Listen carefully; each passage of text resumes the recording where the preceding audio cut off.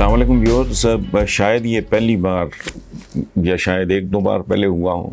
ये मलक अब्दुल हमीद साहब ज़ाहिर है मुसलमान हैं, उनका मैसेज है, सवाल है जाफ़राबाद दिल्ली। मैंने दिल्ली को अच्छी तरह देखा हुआ लेकिन जाफ़राबाद में जहन में नहीं आ रहा। बहरहाल सवाल है कि हसन भाई, पाकिस्तान के हालात आपके सामने हैं। आज नवाज़ शरीफ अपने ही फ़ौज पे हमलावर हो गए हैं। आखिर नवाज़ शरीफ साहब को पाक फ़ौज से तकलीफ़ क्या है? क्या बस यही कि इनकी बारियां लगने का सिलसिला ख़त्म हो गया है? पूरी दुनिया हैरान है, आखिर ये क्या माजरा है? कसूर फ़ौज का ही है जी।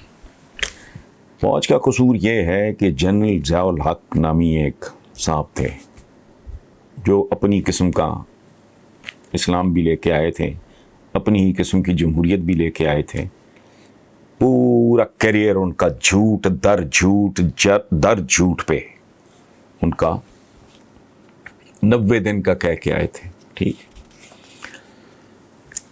जनरल ज़ियाउल हक नामी इन साहब ने नवाज शरीफ नामी एक नीम सनती घराने के लड़के को गोद लिया।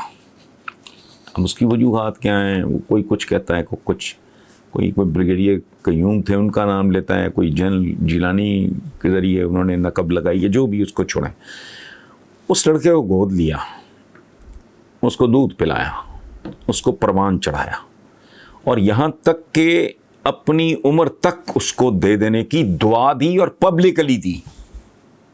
ये कोई क्लोज डोर बात नहीं है, पब्लिकली कि अल्लाह मेरी उम्र भी इसको दे दे।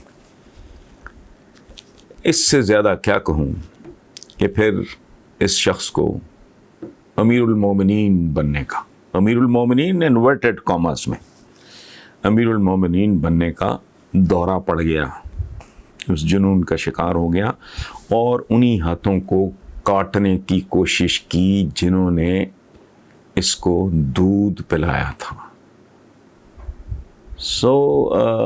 हज़रत अली करमल्लाहु वजहहू का कॉल है कि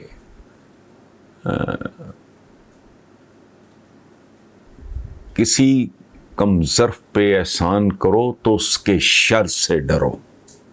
इससे ज़्यादा मेरे पास कहने को कुछ नहीं। ये हैं अली हसन, मेरे याद हम नाम, सैटेलाइट टाउन सरगोदा। वो कह रहे हैं कि नवाज़ शरीफ की बीमारी एक ड्रामा थी, कल सारे पाकिस्तान ने देख लिया। प्लेटलेट्स की कमी का शिकार और इतना फ्रेश, ये कैसे हो सकता है?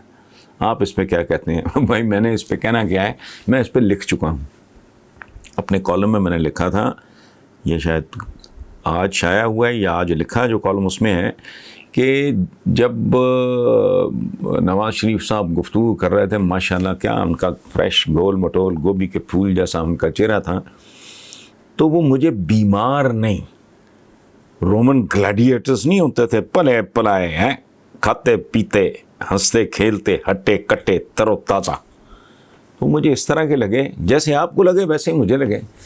और इससे आप अंदाज़ा लगा लें कि जो आदमी इस लेवल पे चीट कर सकता है और इतनी इतने हौसले से झूठ बोल सकता है, हैरान होता हूँ मैं। बाज़ औक़ात जगह जगह हम भी मारते होंगे, झूठ शूठ भी बोल लेते हैं, लेकिन इतना ब्लेटेंटली और बिल्कुल बेपरवाह होके यूँ महसूस होता था जैसे जिनसे वो खिताब कर रहे हैं इनको जानवर समझ रहे हैं।